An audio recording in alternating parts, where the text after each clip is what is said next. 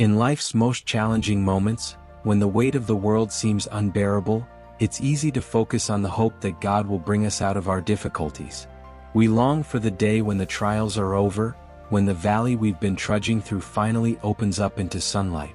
But there's a deeper truth, a more profound experience waiting for us, and that is not just when God delivers us from our trials, but when He steps into them with us.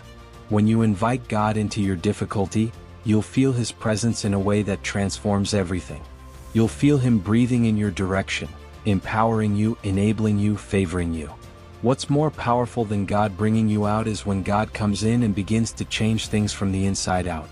He doesn't just alter your circumstances, He alters you. He gives you favor despite who's trying to push you down. He gives you strength that you can't explain, grace to outlast what should stop you. Life isn't easy. It's not supposed to be. Life is filled with twists and turns, highs and lows, victories and setbacks. But let me tell you something. It's not the easy road that shapes you. It's not the calm seas that build your character. It's the storms, the challenges, the obstacles that you overcome that define who you are. We all face challenges. They come in different forms: financial struggles, health issues, loss, failure, rejection. And sometimes they hit us hard.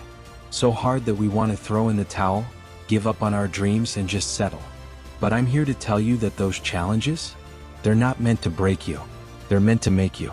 You see, when you're in the midst of a challenge, it's easy to think that you're alone, that no one understands what you're going through. But I want you to remember this.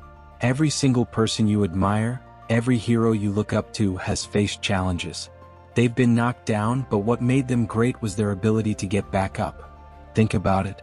We admire people not because they've had it easy, but because they've had it tough. They've been through the fire and come out stronger, wiser, and more resilient.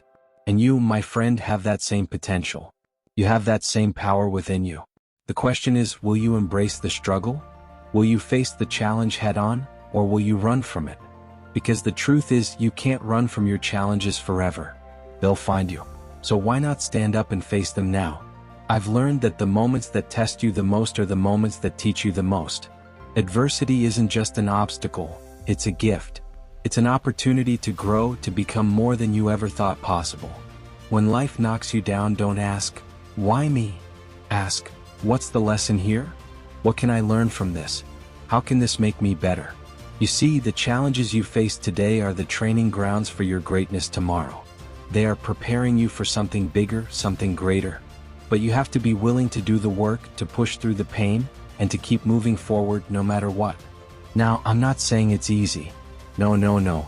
There will be times when you want to quit, when it feels like the world is against you, and you just can't take another step. But that's when you dig deep.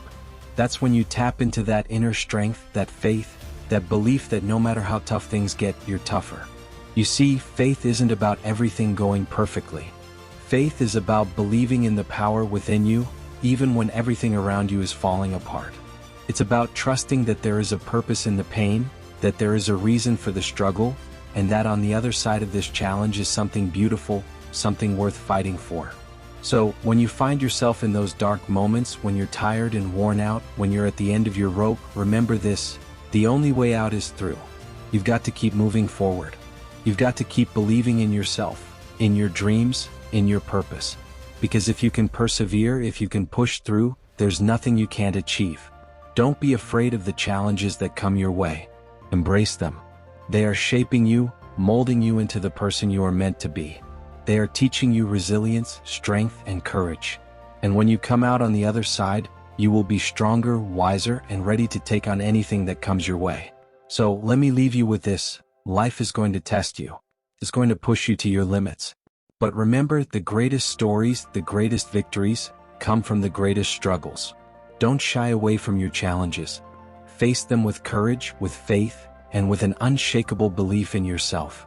Because when you do, you won't just overcome your challenges, you'll become the person you were always meant to be. Keep the faith, keep pushing, and keep moving forward. Your best days are ahead of you. Is it a greater testimony that God kept you out of the fire, or that He came with you into the fire and brought you through it? David understood this when he said, "Though I walk through the valley of the shadow of death, I will fear no evil." And the reason was simple: because you are with me. It's this divine companionship that shifts our focus from merely wanting to escape our trials to embracing the growth and change that God is orchestrating within them. When you know God is with you, when you've invited Him into your situation, something profound happens.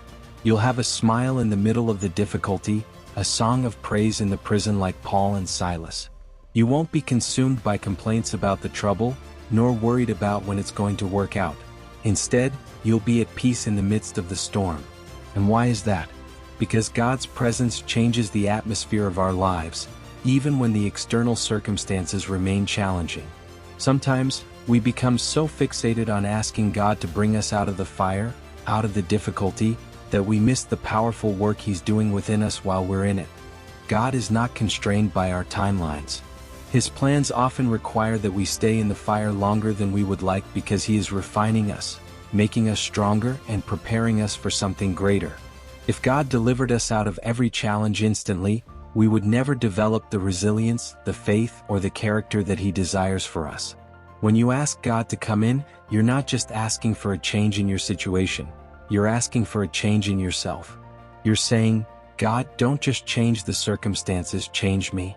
Help me to not just go through this situation but to grow through it. Help me to learn, to increase my faith, and to let my character come up higher. This shift in perspective allows you to rest, knowing that God is right there with you, ordering your steps, and that at the right time He will lead you to where you're supposed to be. God works in the trouble. He works in the uncomfortable situations. Sometimes, God is not bringing you out just yet because He wants the odds to be against you in a bigger way so that when He does bring you out, it will be an undeniable miracle. The whispers of doubt may come, suggesting that God doesn't hear your prayers, but the truth is, God is setting you up to show His power and favor in your life. Isaiah reminds us of God's promise. When you go through the waters, I will be with you. When you go through the rivers, they will not overwhelm you.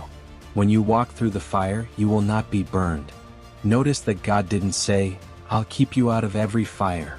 You won't have to face any floods. No, He said the challenges will come. There will be adversities and things we don't understand, but the key is that He will be with us in the fire, in the flood, in the famine. So, are you trying to get out of something that God intends to take you through?